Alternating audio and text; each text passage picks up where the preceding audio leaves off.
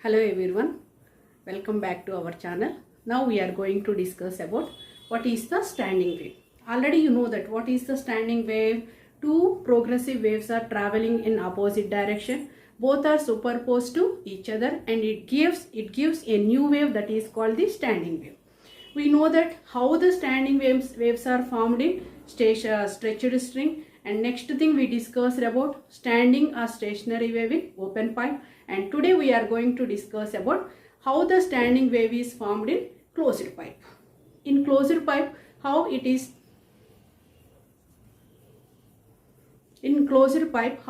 standing wave is formed, we are going to discuss now. That for this we are taking closed pipe. First of all, what is the closed pipe? The pipe which is closed at one end. The pipe which is closed at one end, that is called the closed pipe. And here also the air is trapped inside the closed pipe, and because of the superposition of the waves, it gives the stationary wave. And one more point we should remember, that always at closed end the displacement is zero, it forms the node, and at open end, at free end, it gives the antinode. Look, this is the closed pipe. It is open at one end, it is closed at another end. Here also air is trapped and the standing wave is formed like this. Alternate antinode, node, antinode, node, antinode, node it gives. This is called the closed pipe. This is the closed pipe. And you remember that here displacement is zero, at free end the displacement is maximum. Now modes of vibration in closed pipe. Modes of vibration. Modes of vibration in closed pipe. Modes of vibration in closed pipe. For this, we can observe in this one node and one antinode. This is the standing wave. It has one node and one antinode.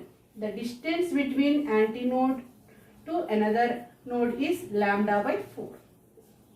So here length equals to lambda by 4. Then lambda equals to 4L. In this first one, we are going to discuss about fundamental frequency, and it is called also first harmonic. First harmonic. First fundamental frequency and first harmonic, both are same only. It has one antinode and immediately you are getting the node. The distance is lambda by 4. This length is lambda by 4, so lambda equals to 4 by n. But here what is the expression for frequency? Fundamental. First one means n1 equals to, we know one formula, v by lambda. Then n1 equals to v by 4l. This is v by 4l. The next thing we are going to discuss about what is the first overtone. What is the first overtone? First overtone or third harmonic. Third harmonic.